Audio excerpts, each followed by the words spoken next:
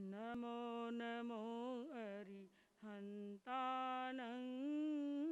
नमो नमो सिद्धानं नमो नमो आयर्यानं नमो नमो उवजायानं नमो लोय सब साहुनं ऐसो पंच नमोकारो ऐसो पंच नमोकारो सब पाव पणासणो मंगलानंच सवे सिंह पड़मंगवै मंगलम मंगलानंच सवे सिंह पड़मंगवै मंगलम।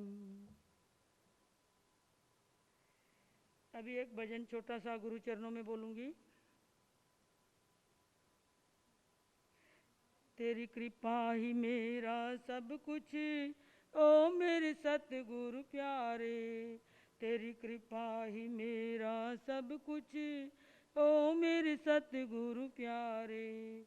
मुझे नहीं चाहिए अब कुछ ओ मेरे सतगुरु प्यारे। गैरों की बात करे क्या हमें अपनों ने ठुकराया, बन गया नाथ तू मेरा तूने पल पल साथ निभाया। तेरा साथ ही तेरा साथ ही तेरा साथ ही मेरा सब कुछ ओ मेरे सतगुरु प्यारे। मुझे नहीं चाहिए अब कुछ ओ मेरे सतगुरु प्यारे। मैं किसी से कुछ क्या मांगूं बिन मांगे ही सब पाऊं, मैं किसी से कुछ क्या मांगूं बिन मांगे ही सब पाऊं। जब द्वार मिला गुरु तेरा मैं किसी के दर क्यों जाऊं, जब द्वार मिला गुरु तेरा मैं किसी के दर क्यों जाऊं। तेरा द्वार ही तेरा द्वार ही तेरा द्वार ही मेरा सब कुछ ओ मेरे सतगुरु प्यारे। मुझे नहीं चाहिए अब कुछ ओ मेरे सतगुरु प्यारे। इतनी कृपा की तूने ये मुख से कहा न जाए, इतनी कृपा की तूने ये मुख से कहा न जाए। जब जब मैं याद करूं तो मेरा हृदय भर भर आए, जब जब मैं याद करूं तो मेरा हृदय भर भर आए। ये दास कहे ये दास कहे तेरा साथ ही मेरा सब कुछ ओ मेरे सतगुरु प्यारे। तेरा साथ ही मेरा सब कुछ ओ मेरे सतगुरु प्यारे। मुझे नहीं चाहिए अब कुछ ओ मेरे सतगुरु प्यारे। मुझे नहीं चाहिए अब कुछ ओ मेरे सतगुरु प्यारे। तेरी कृपा ही मेरा सब कुछ ओ मेरे सतगुरु प्यारे। मुझे नहीं चाहिए अब कुछ ओ मेरे सतगुरु प्यारे, ओ मेरे सतगुरु प्यारे। है समय नदी की धार के जिसमें सब बह जाया करते हैं, है समय बड़ा तूफान प्रबल पर्वत झुक जाया करते। अक्सर दुनिया के लोग समय में चक्कर खाया करते, लेकिन कुछ ऐसे होते जो इतिहास बनाया करते हैं। इतिहास बनाया करते हैं। उपस्थित श्रोताओं, माताओं, बहनों, भाइयों, सर्वप्रथम जिन धर्म के 24वें अवतार परम पिता परमात्मा शर्मन भगवान महावीर स्वामी जी के श्री चरणों में अनंत वंदन करती हूँ। इन्हीं के श्री चरणों में रहकर इस अलग बुद्धि से जो ग्रहण कर रही हूँ, उसी में से कुछ आपके समक्ष सुनाने का प्रयत्न करती हूँ। शायद हमारी जिंदगी आगे ही बढ़ती चली जा रही है, एक एक दिन क्या है निकलता जा रहा है। जिस तरह से कैलेंडर में से एक एक दिन निकलता चला जाता है, उसी तरह से हमारी जिंदगी में से भी एक एक दिन निकलता जा रहा है। फिर हम सोचते हैं कि हम बड़े होते जा रहे हैं, परंतु ये हमारी भूल है, हम छोटे होते जा रहे हैं। मौत के नज़दीक पहुंचते जा रहे हैं, मौत के करीब पहुंचते जा रहे हैं, तो हमें खुश नहीं बल्कि दुख मनाना चाहिए कि ये अनंत पुण्यवाणी से मिला मनुष्य का चोला ये दिन पो दिन क्या है खत्म होता जा रहा है। एक एक दिन करके मैं इसको गवाता चला जा रहा हूँ। क्या एक दिन में मैं धर्म ध्यान कर रहा हूँ? क्या मैं परमात्मा का नाम ले रहा हूँ? क्या मैं सत्संग में गया हूँ? वही दिन क्या है सार्थक हो गया, नहीं तो सारे के सारे दिन बेकार हो जाते हैं।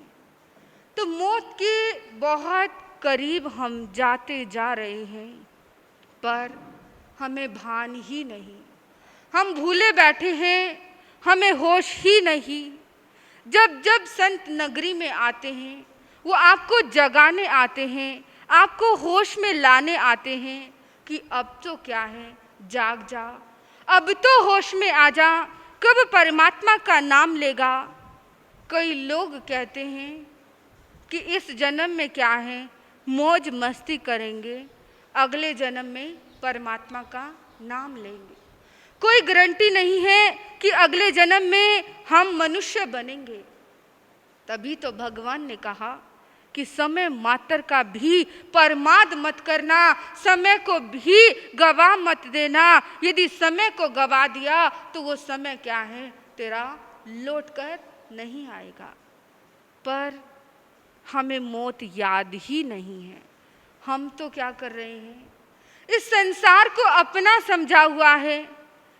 सब सोचते हैं कि मुझे तो कभी जाना ही नहीं, बल्कि सबको पता है जाना है, पर फिर भी क्या है भूलते जा रहे हैं।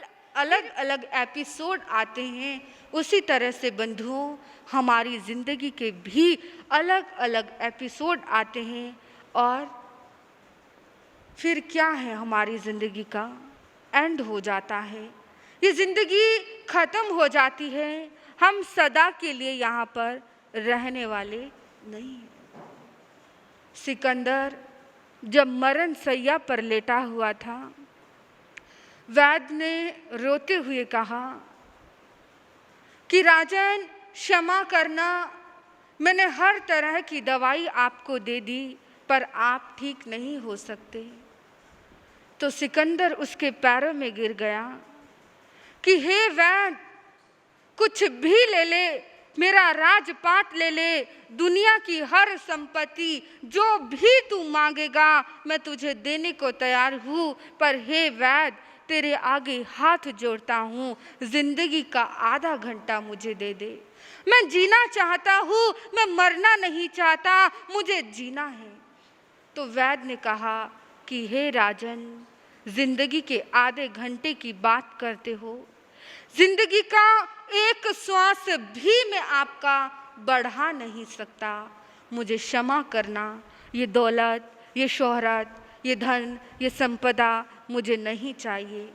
उस परमात्मा के आगे, उस प्रकृति के आगे मेरी कोई चलने वाली नहीं है। वो मौत जब आती है, वो बड़े से बड़ों का भी अहंकार क्या है चकनाचूर कर देती है। जो 2 मिनट पहले मैं की रटन लगाता है, अकड़ता है, जो दूसरों को नीचे गिराता है, जो दूसरों को कुछ नहीं समझता, चुटकी बजाकर मौत आती है और 1 मिनट में उसको धराशाही करके चली जाती है। तो आचार्य भगवंत कहते हैं कि मौत क्या है, सबके जीवन में आएगी। कोई अजर अमर क्या है, रहने वाला नहीं है, सबको एक दिन जाना है। पर मरने से पहले क्या करें? ऐसी जिंदगी जिए कि मौत भी आ जाए तो कोई घबराहट ना हो, मौत भी हमें ले जाए तो कोई चिंता ना हो, स्वर्ग और नरक की क्या है कोई कामना ना हो। ऐसी क्या है हम करनी करें। मौत से कौन घबराता है? पापी व्यक्ति क्या है मौत से घबराता है। वो डरता है कि कहीं मौत आ जाएगी, मुझे ले जाएगी और मरने के बाद मेरा क्या होगा। जीवन भर तो मैंने पाप किया, जीवन भर तो मैंने दूसरों को तड़फाया, जीवन भर तो मैंने सबका दिल दुखाया और मौत आ जाएगी तो क्या है, मुझे नरक में जाना पड़ेगा। परंतु भगवान महावीर स्वामी जैसे, गुरु नानक देव जी जैसे, महात्मा बुद्ध जैसे, सुकरात जैसे व्यक्ति कभी मौत से क्या है डरा नहीं करते। जब सुकरात के लिए जहर का प्याला बनाया गया तो पहरेदारों को सुकरात ने कहा कि ऐसा प्रतीत होता है कि जीवन में पहली बार क्या है जहर का प्याला बना रहे हो। तो पहरेदारों ने कहा कि नहीं, ये पहली बार नहीं, कितनी ही बार क्या है हम जहर का प्याला बना चुके हैं। पर हम चाहते हैं कि कोई सिद्ध पुरुष, कोई महात्मा पुरुष, कोई अच्छे कर्मों वाला पुरुष क्या है मरे ना। हम चाहते हैं कि आप जिए, पल दो पल जिए, जितना हम धीरे धीरे घोटेंगे उतना ही क्या है आपको जिंदगी जीने का मौका मिलेगा। तब सुकरात ने कहा कि मैं कहाँ मर रहा हूँ, मैं मरने वाला नहीं हूँ, मैं कभी मरता ही नहीं, मैं तो हमेशा अमर हूँ, मैं तो अजर हूँ, मैं मरने वाला नहीं हूँ। समझ में नहीं आया। उन्होंने कहा मरने वाले क्यों नहीं हो, अभी ये जहर का प्याला आपको पिला दिया जाएगा और क्या है आप मर जाओगे। तब सुकरात कहता है कि मेरा शरीर खत्म हो जाएगा पर जो मेरे अंदर मेरी आत्मा है वो कभी भी मरने वाली नहीं है, वो इमॉर्टल है, वो हमेशा के लिए अजर अमर है, उसको कोई मार नहीं सकता। गीता में भी कहा है कि जिस तरह से कपड़ा पुराना हो जाने पर हम क्या करते हैं, नए कपड़े को धारण कर लेते हैं, उसी तरह से ये जो हमारी आत्मा है जब हमारा बूढ़ा हो जाता है, जीर्ण हो जाता है, ओल्ड हो जाता है तो इसको छोड़ के क्या है नए शरीर में प्रवेश कर जाती है। पर वो कोई गारंटी नहीं कि कौन सा शरीर क्या है हमें मिलेगा। जैसे हम कर्म करते हैं वैसा ही व्यक्ति को क्या है शरीर मिल जाता है। तो मौत की बात चल रही है, मौत से क्या है घबराए नहीं। एक बार एक संत जहाँ भी जाते खोपड़ी को क्या है साथ ले जाते। लोग कहने लगे कि महात्मा जी दर्शन तो आपके करने आते हैं परंतु दिख क्या है खोपड़ी जाती है, क्या करें, हमारा तो दिन ही खराब चला जाता है, अशुभ हो जाता है। क्या ये खोपड़ी आपके रिश्तेदारों की है, क्या ये खोपड़ी आपके प्रेम करने वाले लोगों की है, ये किसकी खोपड़ी है।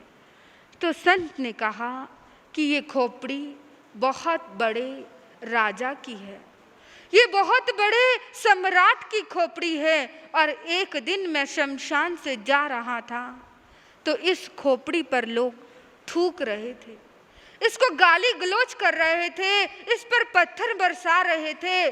तब मुझे ज्ञात हुआ कि हे संत, इतने बड़े सम्राट की खोपड़ी को क्या है, लोग लातों से मार रहे हैं।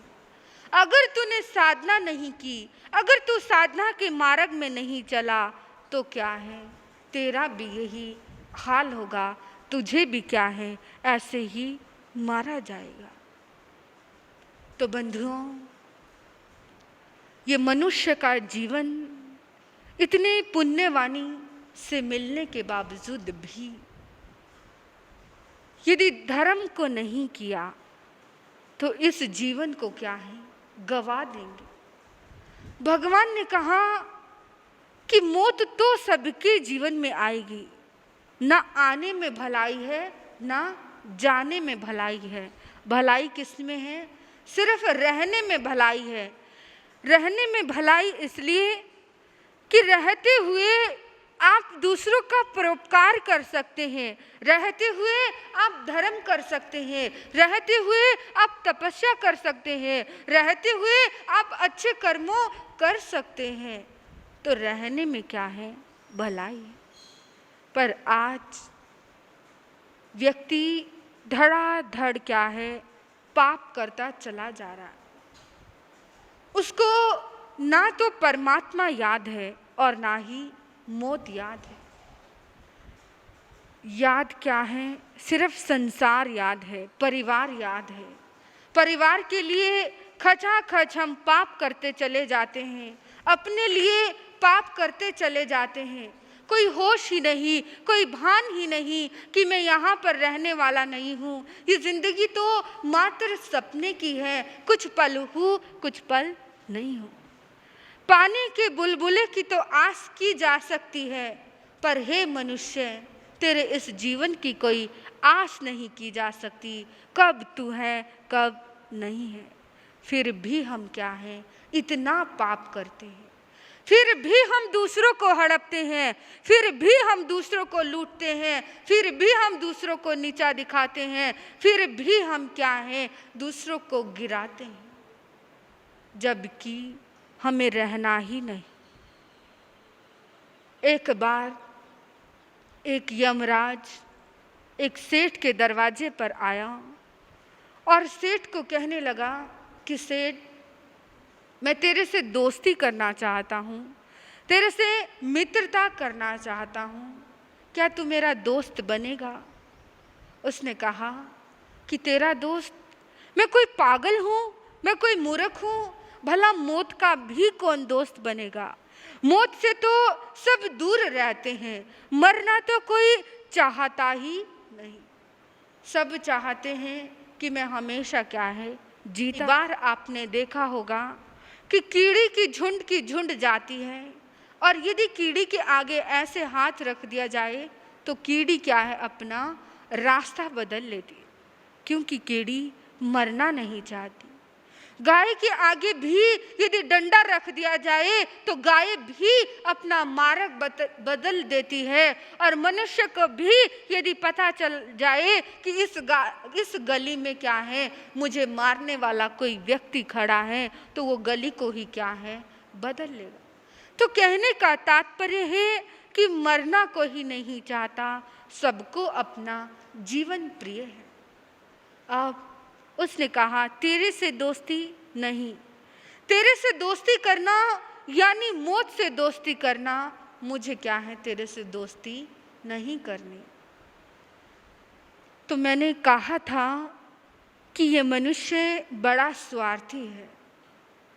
जहाँ पर अपना स्वार्थ पूरा होता है ये किसी को भी नहीं छोड़ता, पर जहाँ पर मतलब नहीं, जहाँ पर स्वार्थ नहीं, वहाँ पर तो किसी से बोलता भी नहीं है। स्वार्थ के रिश्ते हैं, जब तक स्वार्थ है तब तक तू है, और जब स्वार्थ खत्म हो गया तू कौन है और मैं कौन हूँ। अब वो दोस्त सोचने लगा, वो बनिया सेठ सोचता है कि क्या करूँ, यमराज ने कहा कि यदि मेरे से दोस्ती करेगा तो तुझे क्या है, कुछ फायदा हो जाएगा, कुछ लाभ हो जाएगा। उसने कहा क्या लाभ होगा? उसने कहा कि यदि मेरे से दोस्ती करेगा तो तुझे क्या है, 6 महीने पहले ही अलर्ट कर दूंगा, 6 महीने पहले ही तुझे जगा दूंगा, 6 महीने पहले ही तुझे होश में ला दूंगा कि क्या है, तेरी मौत आने वाली है।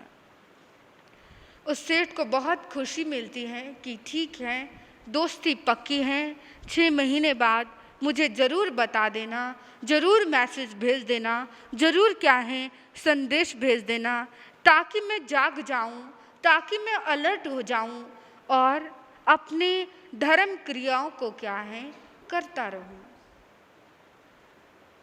पहले भी बताया, जिसने मौत को भुला दिया, परमात्मा को भुला दिया, वो व्यक्ति तो क्या है, पाप ही करेगा। हम सब धर्म क्यों करते हैं? कोई सच्चा साधक होगा जिसको मोक्ष प्रिय है, नहीं तो क्या है, डर के मारे भगवान का नाम लेते हैं, स्वार्थ के मारे भगवान का नाम लेते हैं, इच्छाओं की पूर्ति के लिए भगवान का नाम लेते हैं कि यदि मैं सम्मानित नहीं करता तो क्या है, मैं नरक चला जाऊंगा, यदि मैं परमात्मा का नाम नहीं लेता तो मैं नरक चला जाऊं। भय के कारण, डर के कारण क्या है, भगवान का नाम लेते हैं। और दूसरा, मेरी इच्छा पूरी हो जाए, यदि मेरे घर में बेटा हो जाए तो मैं क्या करूँगा, आइम्बिल करूँगा, मैं वर्षी तप करूँगा, मैं एकादशी करूँगा, ऐसी ऐसी इच्छा हम प्रकट कर देते हैं। पर वही साधना सच्ची है, वही साधना आपकी है जो क्या है, निस्वार्थ भाव से आप करते हैं कि मैं कर रहा हूँ, मुझे कुछ भी नहीं चाहिए, मुझे सिर्फ क्या है, मोक्ष चाहिए, मैं उस परम लक्ष्य को पाना चाहता हूँ, मुझे शांति चाहिए, मुझे भगवान का वो दरवाज़ा चाहिए जहाँ पर जाकर क्या है, मैं कभी भी वापस ना आऊँ। ये स्वार्थ के संसार में पल दो पल की इच्छा है, एक बार पूरी हो गई, दूसरी इच्छा खड़ी हो जाती है, दूसरी पूरी होती है तो तीसरी खड़ी हो जाती है। हम कभी पूरे होते ही नहीं, हमारी इच्छाएं कभी पूरी होती ही नहीं। तो अब वो पाप करने लगा, जितना भी धर्म ध्यान करता था बंद कर दिया कि 6 महीने पहले ही धर्म ध्यान करूंगा, 6 महीने बाद पहले ही जाग जाऊंगा, क्या जरूरत है इतनी जल्दी धर्म ध्यान करने की। एक रात के 12 बजे यमराज आ गया, लाल आंखें यमराज की। यमराज ने कहा कि चल तुझे लेने आया हूं। वो तो डर गया, उसने कहा कि मित्र कैसा मजाक कर रहा है, क्या लेने आ गया? उसने कहा कि मित्र तेरे से वादा किया था कि तुझे 6 महीने चिट्ठी भेजूंगा और अब मैं तुझे लेने आ गया। कौन सी चिट्ठी भेजी, क्या चिट्ठी भेजी? तूने तो एक भी चिट्ठी नहीं भेजी, मुझे जगाया ही नहीं, मुझे अलर्ट ही नहीं किया। उसने कहा क्या बात करता है, एक चिट्ठी तो क्या 7-8 चिट्ठी भेजी है, पर तू जागा ही नहीं, तू होश में ही नहीं आया। उसने कहा कि अरे मेरे पास तो कोई भी चिट्ठी नहीं आई, कौन सी चिट्ठी भेजी?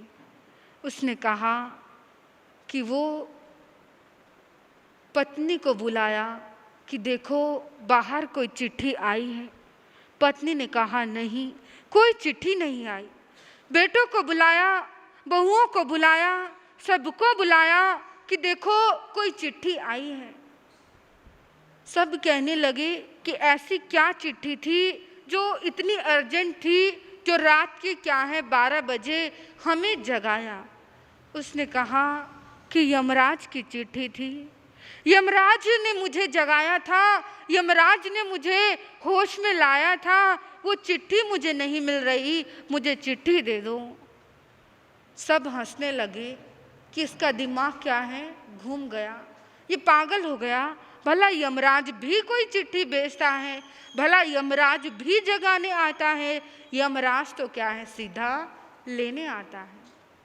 अब यमराज को कहने लगा कि यमराज देखो, मेरे बच्चों को, मेरी पत्नी को कोई भी चिट्ठी नहीं आई, कोई भी संदेश नहीं आया। यमराज की आंखें लाल तमतमाते हुए उसने कहा, मैं झूठ नहीं बोलता, चल तुझे दिखाता हूँ कि मैंने तुझे कितनी चिट्ठी भेजी है। उसको पकड़ के शीशे के आगे ले गया।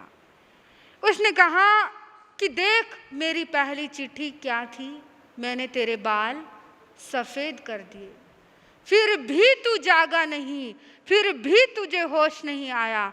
तू क्या करता रहा, क्या करता रहा, क्या करते हो? बाल सफ़ेद हैं तो उसको छुपाने के लिए क्या करते हैं? कलर करते हैं, डाई करते हैं कि कहीं मेरा बुढ़ापा दिख ना जाए, मैं हमेशा क्या रहूं? यंग रहूं, जवान रहूं। उसने कहा कि मेरी पहली चिट्ठी क्या थी कि मैंने तेरे बालों को सफ़ेद कर दिया, फिर भी तू जागा नहीं, फिर भी तुझे होश नहीं आया। उसने कहा ये दुनिया वाले बहुत चालाक हैं, बहुत तार्किक बुद्धि वाले लोग। तर्क करने लगा कि बाल सफ़ेद तो छोटे छोटे बच्चों के भी हो जाते हैं, कैसे मानूं कि वो मौत की चिट्ठी है, वो अलर्टनेस की चिट्ठी है, मैं नहीं मानता। उसने कहा कि मेरी दूसरी चिट्ठी थी, मैंने तेरे आँखों की रोशनी कम कर दी, पर तू क्या करता रहा? आप सब बताइए क्या करते रहे? ऐनक लगाते रहे और आँखों के ऑपरेशन करवाते रहे। वो सेठ भी अपनी चिट्ठी को भूल गया और हम भी क्या हैं? अपनी उस चिट्ठी को, दूसरी चिट्ठी, पहली चिट्ठी जब बाल सफ़ेद हो जाएं और दूसरी चिट्ठी जब आँखों की रोशनी क्या है? कम हो जाए, तो समझ लेना चाहिए कि हमारी क्या है? दूसरी चिट्ठी आ गई। पर फिर हम लोगों की तरह ही उसने भी क्या है? बहाना लगा दिया कि कैसे मानूं कि वो क्या है? मौत की चिट्ठी है, मैं विश्वास नहीं करता, मैं नहीं मानता। उसने कहा कि मैंने तुझे तीसरी चिट्ठी भेजी, तेरे दांतों को क्या है? निकालता रहा, एक एक दांत को क्या है? कम करता रहा, पर फिर तू क्या करता रहा? नकली दांत लगवाता रहा। आजकल तो इतना फैशन है कि लोग सोने के दांत लगवाते थे, सोने को छोड़ के किसके लगवाने लगे? हीरे के दांत लगवाने लगे, ताकि सामने वाले को दिख जाए कि मैं कितना रिच हूँ, कितना मेरे पास पैसा है। पर ये क्या है? ये पैसे दिखाने की नहीं, यहाँ पर क्या है? मौत की चिट्ठी भेजी है। ये तीसरी चिट्ठी है, ये जगाने की चिट्ठी है, पर हम जागते नहीं, नए नए दांत क्या है? लगवाते रहते हैं। वो हमारी चिट्ठी है। जब हमारा दांत टूट जाए, जब ये जवाड़ा लग जाए, जवाड़े आ जाए, और क्या है? फिर भी क्या करते हैं कि मैं सुंदर दिखूं, कहीं मेरा एक बाल भी क्या है? सफ़ेद ना दिखे, कहीं लोग मुझे अंधा ना कहें, मैं आँखों के ऑपरेशन करा लूं। पर मौत को क्या है? भूले बैठे हैं। फिर उसने कहा कि ये तो किसी के साथ भी हो जाता है, बच्चों के भी टूटते हैं, इस चिट्ठी को मैं नहीं मान। उसने कहा कि मुझे पता है मनुष्य तू बहुत चालाक है, बहुत तार्किक बुद्धि वाला है, पर मैं भी यमराज हूँ, मैं भी कम नहीं हूँ, मैं भी क्या है? तुझे दिखा दूंगा। उसने कहा कि मैंने तेरे शरीर को क्या है? तेरे चेहरे पर झुर्रियाँ डाल दी, तेरे शरीर को दूसरे का मोहताज बना दिया, तो डंडा लेकर चलने लगा और जर जर से क्या है? हर अंग से क्या है? तू बूढ़ा हो गया, पर फिर भी तू जागा नहीं, फिर भी तुझे होश नहीं आई। चल, पकड़ा उसको गर्दन से खींच कर क्या है यमराज ले गया। तो बंधुओं, हम सब भी शीशे में जाकर देखेंगे कि किसकी कितनी कितनी चिट्ठी आई। किसी के सफ़ेद बाल आए, किसी के चश्मा लग गया, किसी के क्या है दांत टूट गए, किसी के चेहरे पर झुर्रियाँ आ गई, किसी से चला नहीं जाता। ये सब क्या है मौत की निशानियां हैं। ये सब हमें सचेत करने आई हैं, जगाने आई हैं, होश दिलाने आई हैं कि अब तो जाग जा, अब तो धर्म में लग जा, अब तो होश में आ जा। इतनी जिंदगी क्या है तूने गवा दी। तो शीशे में जाकर देखना और उसी मुताबिक क्या है जाग जाना, उसी मुताबिक क्या है धर्म में लग जाना। नहीं तो क्या है यम आएगा खींच कर क्या है ले जाएगा। तो बंधुओं, ये मौत आएगी, मौत से डरना नहीं, मौत से घबराना नहीं, पर मौत से पहले सत्कर्मों की, अच्छे कर्मों की क्या है इतनी पूंजी हमारे पास होनी चाहिए कि हमारे सामने मौत भी खड़ी हो तो हम क्या हैं डरे नहीं और अपने जीवन को क्या है धार्मिक बनाएं। बस अंत में कुछ ना कहती हुई ओम शांति शांति। नमः श्री जगत परमेश्वराय, तुभ्यं नमो जिन भवोदधि शोषणाय। दुनिया के चराचर जीवों पर कर्मों ने जाल बिछाया है, क्या साधु गृहस्थ क्या बाल वृद्ध बस कोई न बच नहीं पाया। अति शुभ कर्मों के आने से संतों का समागम मिलता है, जिन वाणी श्रवण करने दुख जन्म मरण का मिटता, दुख जन्म मरण का मिटता है। छोटा मुख है छोटी बुद्धि, छोटा ही है मेरा ज्ञान, फिर भी भगवन हुई हूँ उद्यत करने को तेरा गुणगान। देव असुर और मानव गण में भला कौन वह प्राणी है, महिमा जो वर्णन कर पाए, नाथ कौन वह ज्ञानी है। अंतिम जिनेश्वर महावीर प्रभु को नमस्कार मैं करती हूँ, हाथ जोड़ कर भक्ति भाव से शीश चरण में धरती हूँ, शीश चरण में धरती हूँ। उपस्थित श्रोताओं, माताओं, बहनों एवं भाइयों, सर्वप्रथम महान उपकारी परम पूज्य गुरुदेव वाचनाचार्य श्री मनोहर मुनि जी महाराज के पावन चरणों में अनंत अनंत वंदन नमन करती हूँ। उन्हीं के सानिध्य में रहकर जो कुछ सीखा है वही आपके सामने सुना रही हूँ। तो कल मैंने प्रसंग सुनाया था कि राजा श्रेणी की प्रिय रानी धारणी, पहले उनको दोहला आया और दोहला क्या था कि ठंडी ठंडी हवा चल रही हो, बरसात की बूंदें, मेघ का गर्जन, बिजली चमक रही हो, मोर नाच रहे हो और ऐसे ठंडे मौसम में मैं अपने पति के साथ हाथी पे आरूढ़ होकर के वन विहार करूं, सैर करने को जाऊं। तो ये जो दोहला था कोई इंसान के हाथ की बात नहीं थी, इंसान के वश की बात नहीं थी, ये नैसर्गिक दोहला था। ये किसी देवी देवता के अधीन अचानक से बिजली का चमकना, मोर का नाचना, बादलों का गरजना, ठंडी हवा का चलना, बरसात का होना, ये अपने बस की बात नहीं, ये कुदरत के हाथ में है। तो इसका बीड़ा किसने उठाया दोहले को पूरा करने का? अभय कुमार ने। और अभय कुमार पोषदशाला में जाता है, 3 दिन का तेला करके अपने मित्र देवता को याद करता है। पर याद रखना, जब ध्यान लगाते हैं, जब तक मन का योग साथ में नहीं लगेगा, तब तक कार्य की सिद्धि नहीं हो सकती।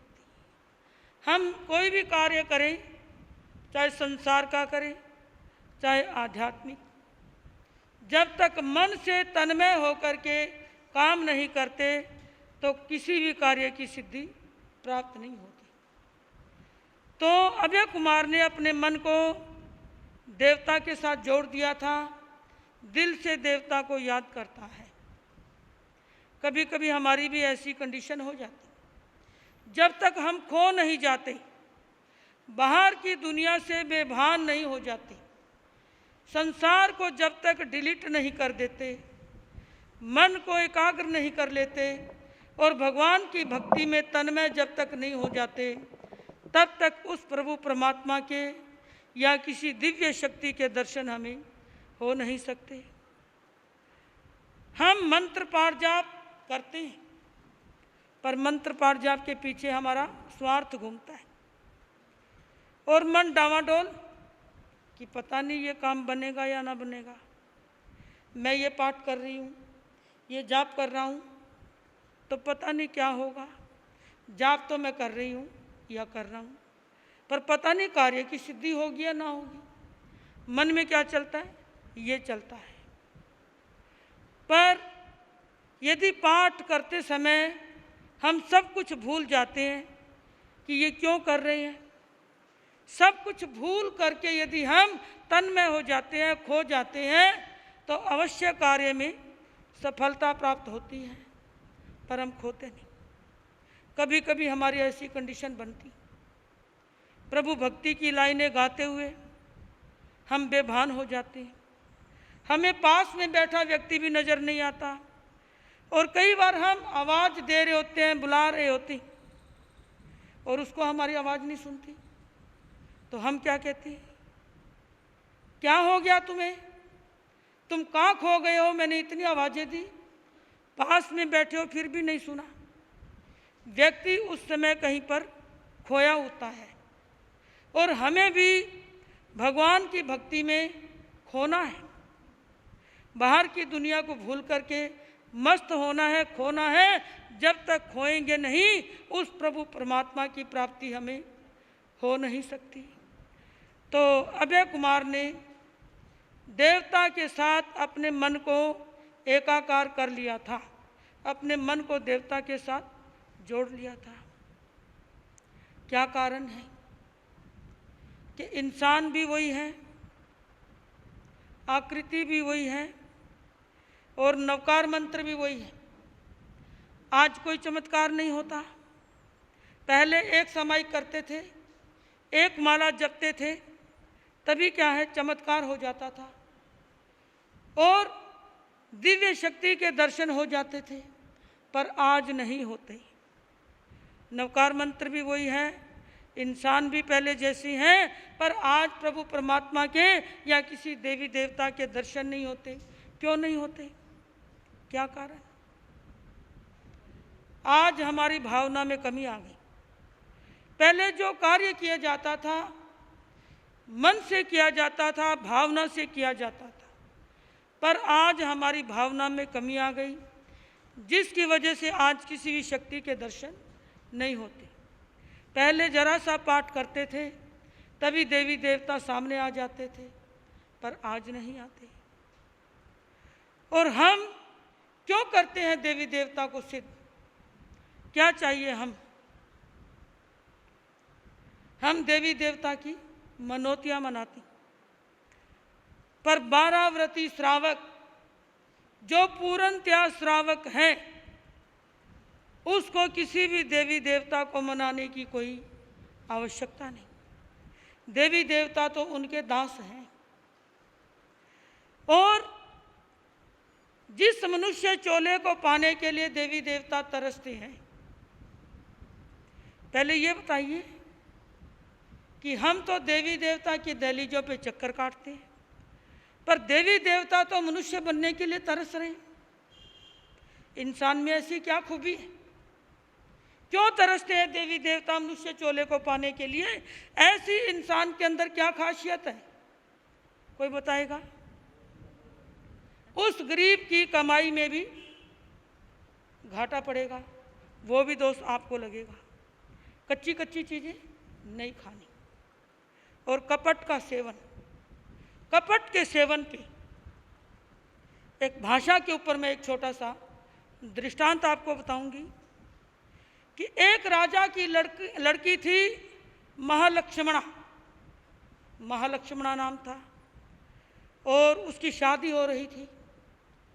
शादी के 7वां फेरा पूरा होते ही उसका पति धड़ाम से बेहोश होकर गिर गया और दुनिया से चला गया। तो सब ने कहा कि अभी तो कुछ बिगड़ा नहीं, इतने बड़े राजा की बेटी हो और शादी हो जाएगी तुम्हारी। पर उसने कहा नहीं, अब मैं आत्मा का कल्याण करूंगी। शादी एक बार होती है, भारतीय संस्कृति में एक ही शादी का विधान। पाश्चात्य देशों में कितनी कितनी शादियां हो जाती, पर भारत में एक ही शादी का विधान है। तो मैं दूसरी शादी नहीं करवाऊंगी। और वो साध्वी बनी, जैन साध्वी। साध्वी बनकर के 12 साल तक कट्टर तपस्या, कट्टर साधना, संयम उसका पालन किया। और पालन करने के बाद, आज संडे का दिन है, हम टाइम लेंगे, तो कट्टर साधना की। साधना करने के बाद 12 साल के बाद पौषधशाला में बैठी हुई थी, स्वाध्याय कर रही थी, तो सामने क्या देखा? एक कबूतर कबूतरी का जोड़ा सामने बैठे भोग संभोग कर रहे थे। तो क्षणिक मन में ख्याल आ गया कि मेरे से तो ये अच्छे हैं और मेरा पति तो पहले दिन ही दुनिया से चला गया। और एकदम धक्का लगा मन को, एक क्षण भर के जरा सा ख्याल आया, इतने में मन को धक्का लगा, मैं तो साध्वी हूं और मेरे मन में ऐसा ख्याल आया। तो क्यों आया? प्रभु महावीर स्वामी के चरणों में प्रायश्चित लेने के लिए जाती, प्रभु के चरणों में पहुंच गई और प्रभु के चरणों में दुनिया बैठी थी, लोग बैठे थे, और वहाँ अपनी रेपुटेशन के ख्याल से उसने बात को थोड़ा सा छिपा दिया और मन में सोचती है कि दुनिया के लोग मुझे क्या कहेंगे, कि साध्वी के मन में ऐसा ख्याल आया। तो इसलिए उसने क्या कहा कि भगवान, जो कोई साध्वी बनकर के 12 साल साधना करने के बाद सामने ऐसा सीन देख करके और जिसके मन में ऐसा ख्याल आ जाए, तो उसको क्या दंड प्रायश्चित मिलता है। अब प्रभु तो सर्वज्ञ थे, जानी जान थे, वो समझ गए कि इसने अपनी बात को दूसरे के ऊपर थोप दी। अगर तो ये सीधा सीधा कहती कि मेरे मन में ऐसा ख्याल आ गया कि भगवान मुझे दंड दो, तो क्या था? एक नवकार मंत्र की माला का दंड आता था, पर अब इसका कितना दंड है? क्योंकि कपट का सेवन किया। कट्टर साध्वी, कट्टर साधना करते हुए आज भी वो हम लोगों की तरह संसार में जन्म मरण के चक्कर काट रही है और भटकती फिर रही। तो मैं ये दृष्टांत आपको सुना रही, किस लिए? कि जाग जाओ, चेत जाओ, होश में आ जाओ। हम कितनी बातों को घुमाते हैं, कितनी चर्चाएं करते हैं। इतनी साधना करने वाली साध्वी एक शब्द का हेर फेर थोड़ा सा, कि अपना नाम ना लेकर के जो कोई बोला, जिसकी वजह से आज संसार में रुल रही हैं, और हम कितना हेर फेर करते, कितनी बातों को घुमाते, कितनी बातों को बदलते हैं। जो है उसी बात को स्वीकार करो। यदि हम घुमा फिरा करके किसी भी बात को घुमाने की चेष्टा करेंगे, कपट का सेवन करेंगे, तो जब महालक्ष्मणा जैसी साध्वी, उसको कर्मों ने नहीं छोड़ा, तो हम भी कर्मों से बचने वाले नहीं हैं। जागरूक रहो। समय आपका बहुत हो गया, अब मैं ज़्यादा नहीं बोलूँगी, 2 लाइनें एंड में बोलूँगी और उसके बाद हमारी वैरागन परी और किसी बहन भाई ने बोलना। एक भजन किसी जन्म से भूला कोई तो रिश्ता, नजरों से नजरें मिला ना पाई, मेरी नजर का कसूर होगा, नजरों से नजरें मिला ना पाई, मेरी पिता हो तुम ही तो मेरे बंधु सखा हो, तुम ही तो मेरे माता पिता हो, तुम ही तो मेरे बंधु सखा, तुम संग मैंने कई रिश्ते हैं जोड़े, रिश्ता निभाना जरूर, जन्म जन्म से बुला रहे हैं, कोई तो रिश्ता जरूर होगा, कई जन्म से बुला रहे हैं, कोई तो रिश्ता जरूर होगा। कल मैं सुनाऊंगी भी इस विषय पर, सबसे मधुर क्या चीज़ है, सबसे मधुर फल कौन सा है, और सबसे बड़ा देवता कौन सा है, और सबसे अच्छा फूल कौन सा है। कभी मिलती है साधुओं की संगत, कभी कभी चढ़ती है मन में प्रेम की रंगत, कभी कभी चढ़ती है मन में प्रेम की रंगत, कभी कभी मिलती है साधुओं की संगत, कभी कभी मिलती है साधुओं की संगत, कभी कभी।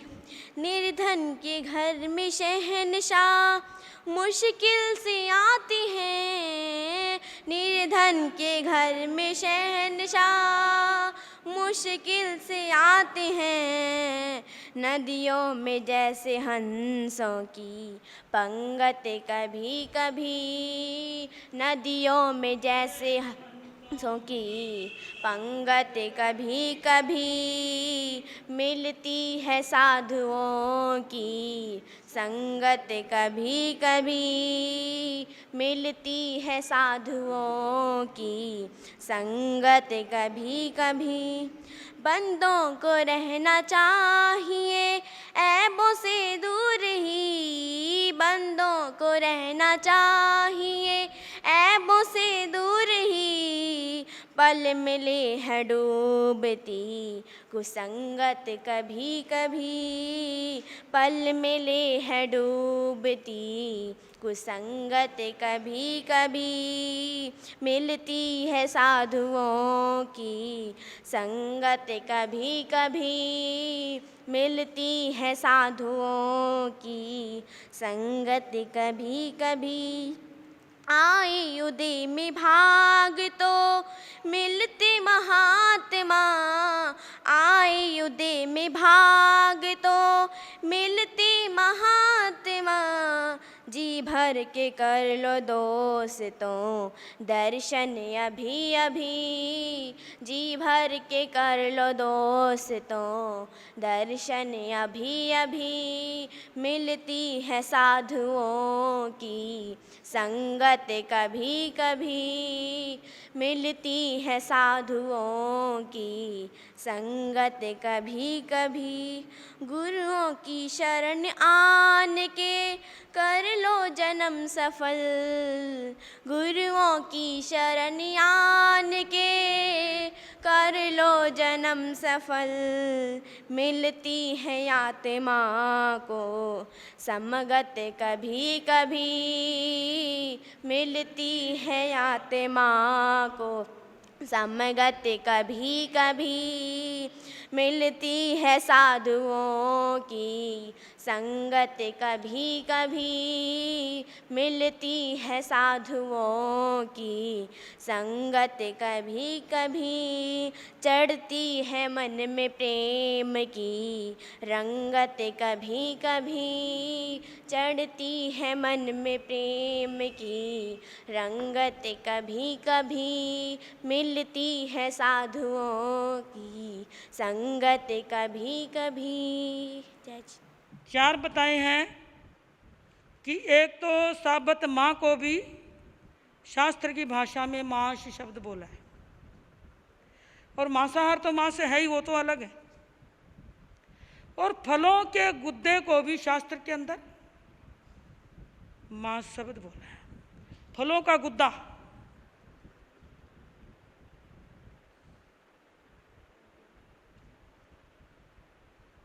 फलों का गुद्दा भी शास्त्र की भाषा में लिखा हुआ है, इसको भी मास बोला है। और महीने को भी मास बोला है, और तोला मासा को भी मास बोला है।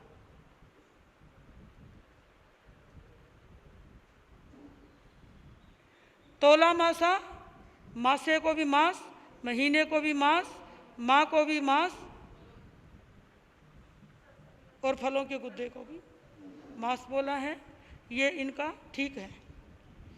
तो प्यारे की प्यारी और प्यो की प्यारी, चल प्यारे की प्यारी आपकी समझ में ना आए, ये कहते हैं भांग को, पर प्यो की प्यारी, प्यो की प्यारी बताओ किसको कहते हैं? पति को सबसे प्यारी क्या चीज होती है? प्यो कहते हैं पति को। तो ये क्या चीज है, कैसे पता चला? पढ़ा श्रेणी चरित्र, मेहंदी और भांग, ठीक है। क्योंकि जब भी पति का कोई सगन करते हैं, करवे से पहले रात्रि को क्या लगाते हैं? मेहंदी। और कोई भी ऐसा सगन का टाइम आता है तो मेहंदी शुभ लक्षणों में यूज की जाती है। सबसे पहले मेहंदी का प्रयोग करके, कोई भी त्यौहार आता है, रक्षाबंधन आता है, तब भी पहले मेहंदी लगाती, और भी कोई दिवाली आए तो भी पहले मेहंदी लगाती, और तपस्या करते हैं, पारने से पहले मेहंदी लगाई जाती है। सब चीज़ों में मेहंदी का प्रयोग होता है। मेहंदी बड़ी ही शुभ मानी गई है, और पति के विशेषकर किसी भी कार्य में पहले मेहंदी का प्रयोग किया जाता है। शादी होती है तब भी पहले मेहंदी लगती है, दीक्षा होती है तब भी पहले मेहंदी लगती है। तो मेहंदी का इतना महत्व है। और इसका संकेत क्या है? मेहंदी का संकेत क्या होता है कि हरी हरी मेहंदी हाथों पे लगा दी गई।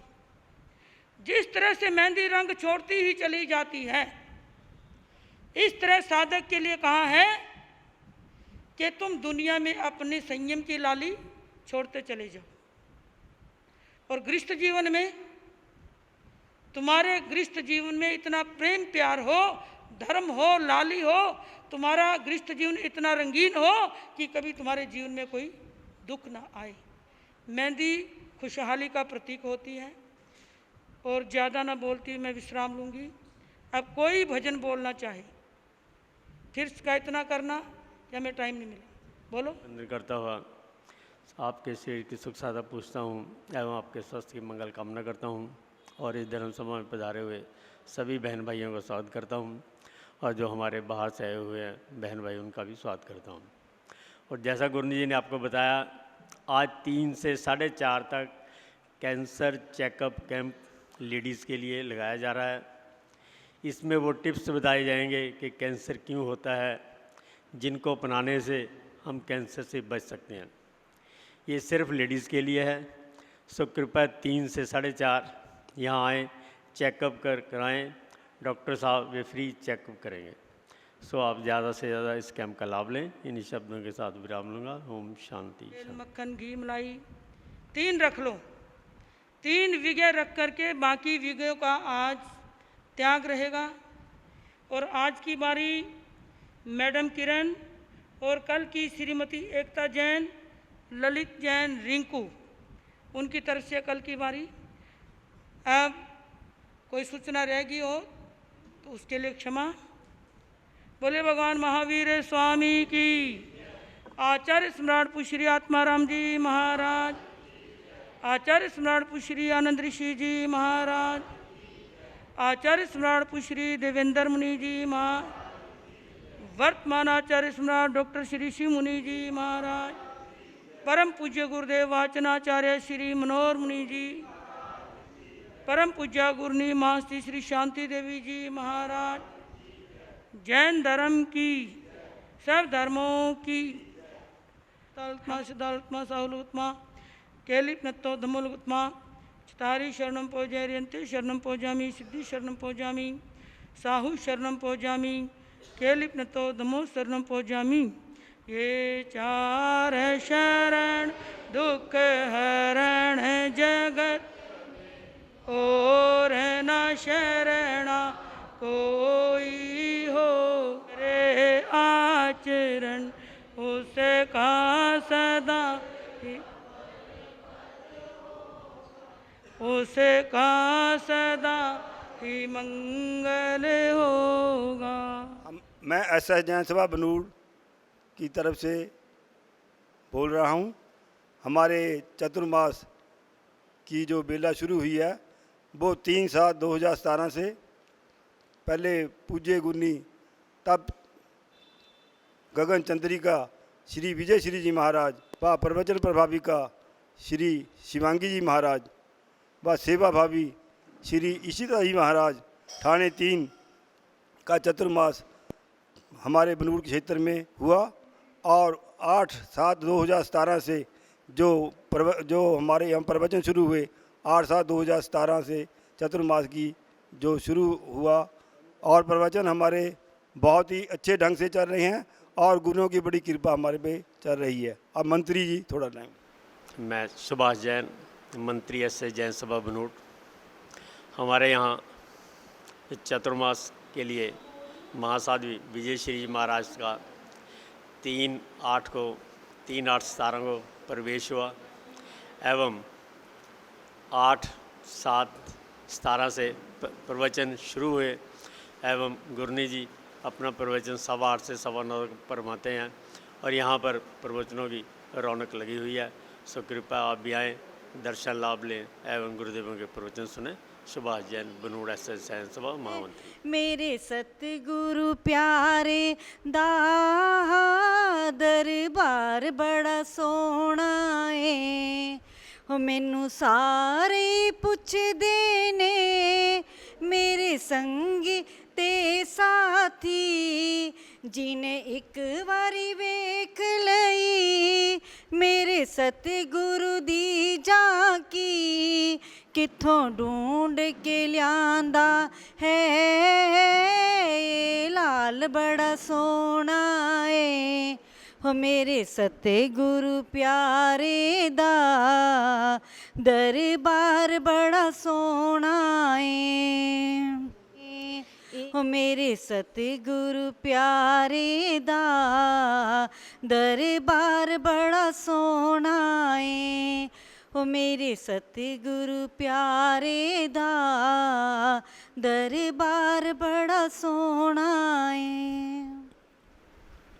दुनिया झूठी, सपने झूठे, झूठा है सब संसार, एक ही सच्चा गुरु का नाता, उस पर करो एतबार, उस पर करो एतबार।